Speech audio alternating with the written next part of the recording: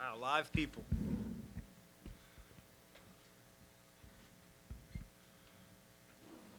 Let me start with the statement, Kenny, or questions, or it's good to be out in front of our fans.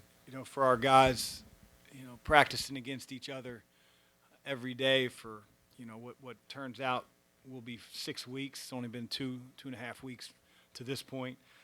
It becomes for those guys monotonous. For coaches, not. But it's good to be in front of our fans.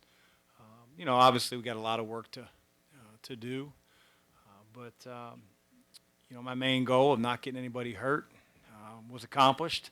And that's all I care about when we're going preseason scrimmage in terms of what we're trying to get out of it. So, again, we got a lot of things we have to clean up on both ends of the floor. It's tough when you go inter-squad scrimmage because, the way we want to play with our pace, you don't have many subs. You maybe have one scholarship player on your side. So we're in a much better position where, years past we'd had 3 or 4 scholarship players on each side. But, no, I thought we played quickly. I thought some of our decisions need to be better. We're a better shooting team than that. This is the first time we've gotten in the Center all year, hour before the scrimmage started, just because of the scoreboard they're putting up. But all good. So questions? Hey, Jerry. First one is, who surprised you in today's scrimmage, and were you happy with the pace of play, the way they got up and down the floor? Yeah, again, I thought Matt Cross was really good. I think a lot of times people think of Matt as a guy that just shooter only, and did a great job of eyeing the rim, baiting closeouts, finishing at the basket. He's a strong kid and he can really, really shoot, which our players know that. So their closeouts were a little bit more aggressive, and he took advantage of it. Malik, despite his shooting percentage, he just does so much for us defensively. I thought he was really good. So. It was a good day. I think the pace was good. Guys got tired, and we don't really have the substitution ability that we would in games. But I thought our pace was pretty good. The first 4 or 5 minutes of the scrimmage, it wasn't very good. I don't know if it was the first time just being in front of fans. Guys lost their oxygen in the first 2 or 3 minutes. But I thought after that they settled in, and for the most part it was where we wanted to be.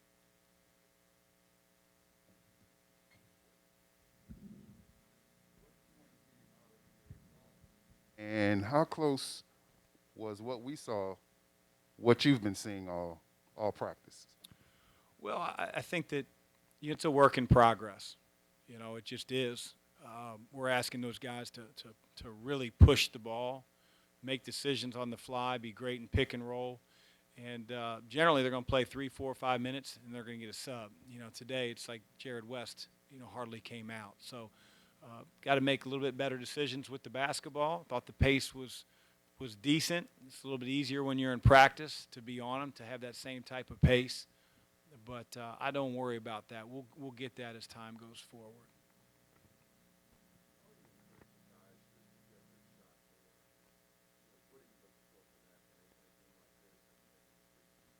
Well, I think it's up to our players to figure out the spots in our offense to set themselves up to get a good look.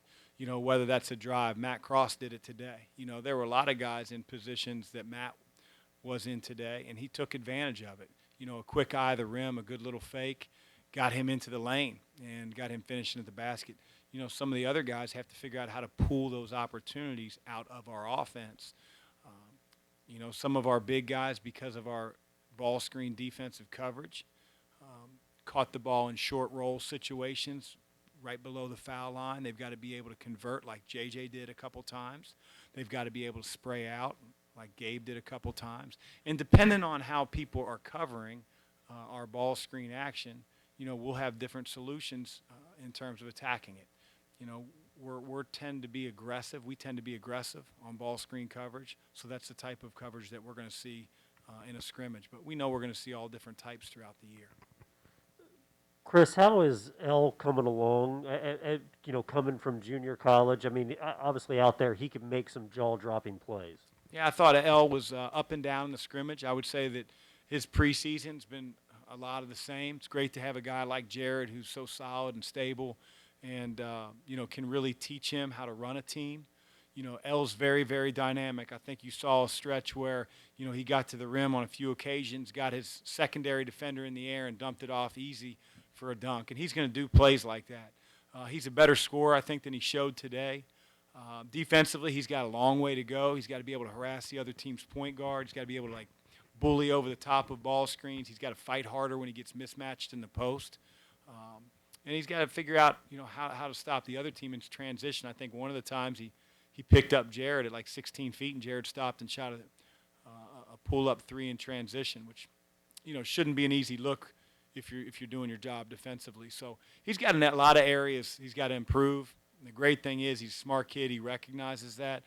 He's playing in a system that demands accountability, but he's coming along. He's got things he can't teach. Chris, what did you think about the overall play and aggressiveness out of the 5 spot? Malik Williams looked like he was playing, injury pretty fresh and running up and down the court, and plus Sidney Curry got involved several times in offensive putbacks and on the glass and such. Yeah, we've got a lot of options at the 5. We may not have outside of Malik an experienced guy at that position, but we have a lot of options, and each of them give us a little bit different look. Gabe is really cerebral when it comes to understanding our offense, how to get himself open. I thought the pass he made out to the perimeter on that short roll was a really, really good read. Started off the scrimmage with a jump hook over his left shoulder. JJ really good in the mid-range. He's got to do a better job rebounding the ball. Sid can rebound. He doesn't get moved off his spot. Roosevelt's just a freshman. He's got a lot to learn, including just being an everyday guy. But he's no different than a lot of freshmen, that have to grow. But we have a lot of options at that position. They've got to be able to defend and rebound their position. And I don't know if they could be around a better mentor than Malik Williams in terms of understanding his role, having a voice, teaching the guys. Malik does a terrific job.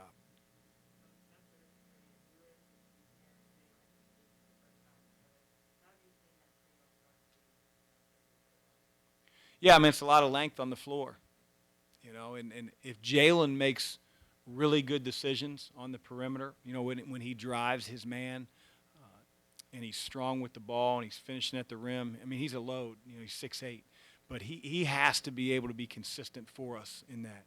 He's practiced the entire preseason as a perimeter player. With that becomes perimeter responsibility and accountability of being strong with the ball and not being loosey-goosey and losing the ball on drives and making errant passes. He was clearly better today than his bad moments when he's had those in practice. If he can have really consistent moments for us as a perimeter player, he is a tough matchup in the post. He obviously led us in rebounding today. He's shot the ball really well from the 3 in the preseason, and he opens up a lot of possibilities for our team if he's playing consistent. Thanks, guys.